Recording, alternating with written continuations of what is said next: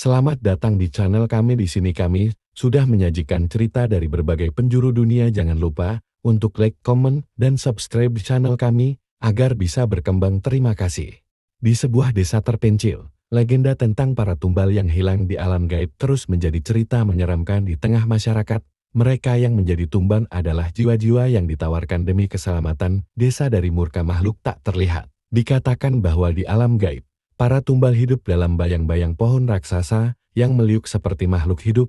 Lingkungan di sana suram, dipenuhi kabut tebal yang menggantung di udara. Jiwa mereka bukan lagi milik mereka sendiri, terikat oleh sumpah kuno yang ditulis di altar batu kuno. Setiap malam, mereka berkeliaran tanpa tujuan, mendengar bisikan dari entitas yang menuntut pengorbanan lebih banyak. Cahaya redup menyerupai roh yang melayang di sekitar mereka, menjadi saksi bisu penderitaan abadi. Namun, di antara mereka, ada seorang pemuda bernama Aditya, yang bertekad mematahkan kutukan itu. Dia menemukan sebuah prasasti tua yang menyebutkan cara untuk memerdekakan para tumbal. Dengan keberanian dan tekad, Aditya mulai mencari jalan keluar menantang entitas kuat yang mengendalikan alam tersebut. Hingga suatu malam, saat bulan purnama tergantung di langit yang kelam, Aditya berdiri di depan altar terbesar, membacakan mantra pemutusan yang telah ditemukan. Suara menggema dan tawa menyeramkan menggema di seluruh alam itu. Apakah Aditya berhasil? Ataukah ia menjadi tumbal baru yang terjebak selamanya? Saat Aditya mengucapkan mantra terakhir, suasana di sekitar berubah drastis. Kabut yang sebelumnya pekat mulai berputar seperti badai kecil, dan angin dingin yang menusuk tulang berhembus dari segala arah. Tiba-tiba, tanah di bawah altar tempatnya mulai berdiri kembali, menampilkan cahaya merah menyala seperti api neraka. Dari retakan itu, muncul sosok besar yang seluruh tubuhnya diselimuti asap hitam, matanya berwarna merah darah, dan setiap gerakannya menggetarkan tanah di sekitarnya. Entitas ini adalah penguasa alam gaib yang telah menghisap jiwa para tumbal selama berabad-abad. Berani sekali kau mencoba memecahkan kutukan ini. Suara itu menggema, terdengar seperti ribuan teriakan sekaligus. Apa yang mengira kamu akan berhasil? Aditya menggenggam medali tua yang ia temukan bersama prasasti. Medali itu adalah kunci utama untuk memasukkan sang penguasa. Aku tidak akan membiarkan lebih banyak jiwa menderita di bawah kekuasaanmu. Kutukan ini harus diakhiri. Dengan keberanian yang tersisa, Aditya mengangkat medali itu ke udara, membiarkannya memancarkan cahaya terang yang menyilaukan. Cahaya tersebut menonjolkan sosok gelap itu, membuatnya mundur dan mengaum dengan rasa sakit. Para jiwa yang terjebak mulai muncul, satu demi satu, berwujud seperti bayangan yang sama. Namun, perjuangan Aditya belum selesai.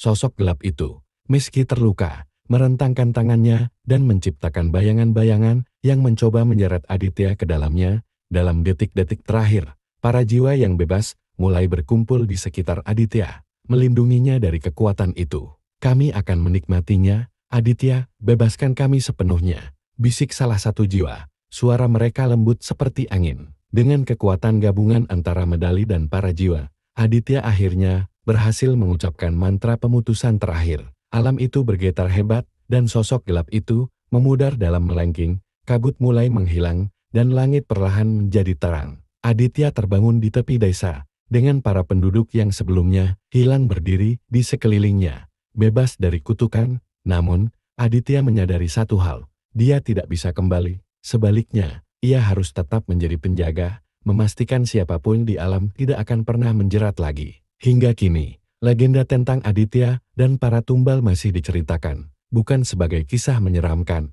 melainkan sebagai bukti bahwa keberanian dan pengorbanan dapat mengalahkan kegelapan terbesar. Aditya berdiri di batas antara dunia manusia dan alam gaib, kini menjadi penjaga yang terikat pada kedua dunia. Ia menyadari bahwa kekuatan sang penguasa kegelapan tidak sepenuhnya musnah. Entitas itu hanya tersegel, dan segel tersebut terhubung dengan nyawanya. Selama Aditya tetap berjaga, dunia manusia akan aman. Namun, jika dia lengah, kutukan itu akan kembali dengan kekuatan yang lebih besar. Para penduduk desa yang menyadari pengorbanan Aditya membangun sebuah kuil kecil di tempat di mana ia terakhir terlihat. Kuil itu menjadi simbol perlindungan dan peringatan bahwa manusia tidak boleh serakah atau bersekutu dengan kekuatan gelap.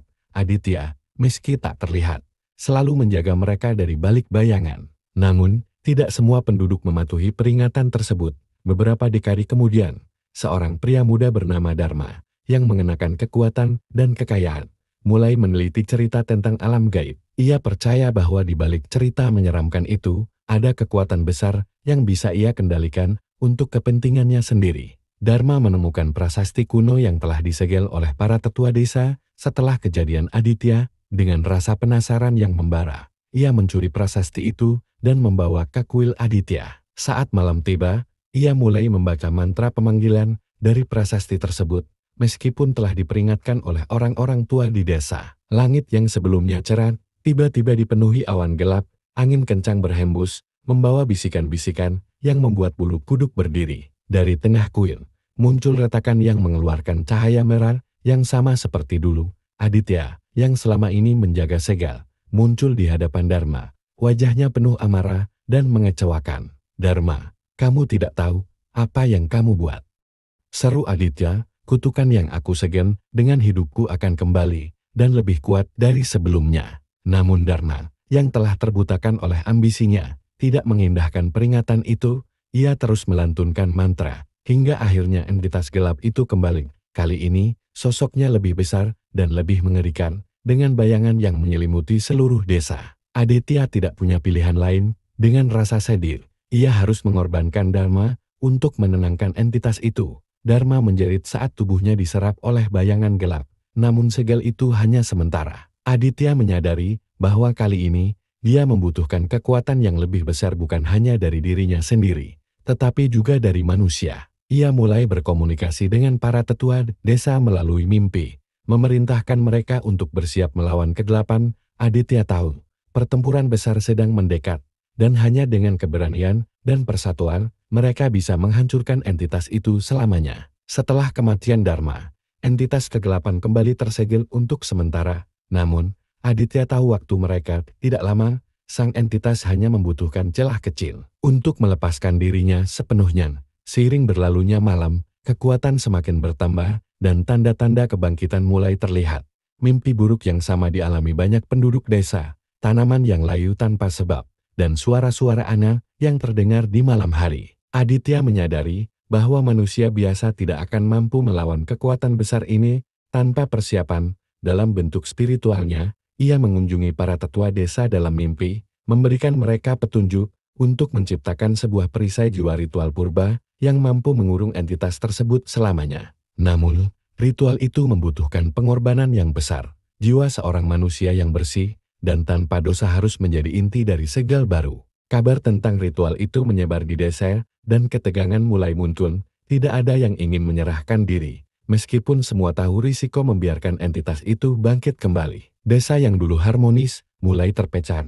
Beberapa penduduk bahkan mencoba melarikan diri, tetapi mereka tidak pernah berhasil keluar dari batas desa yang kini diliputi kabut gaib. Di tengah kekacauan itu, muncul seorang gadis muda bernama Laksmi, anak seorang petani sederhana. Meski masih remaja, Laksmi memiliki keberanian yang luar biasa. Ia mendatangi para tetua dan menawarkan dirinya untuk menjadi tumbal bagi segel baru. "Aku tidak ingin hidup dalam ketakutan. Jika dengan mengorbankanku desa ini bisa selamat, aku rela melakukannya," katanya dengan suara tegas. Para tetua desa terkejut, tetapi mereka tahu bahwa waktu semakin menipis. Dengan berat hati, mereka menerima keputusan Laksmi. Persiapan ritual dimulai, dan seluruh penduduk desa bekerja sama untuk menciptakan altar baru di atas bekas kuil Aditya. Batu-batu kuno diukir dengan mantra pelindung, dan lingkaran cahaya diciptakan dengan campuran ramuan mistis. Saat ritual malam tiba, Aditya muncul di altar,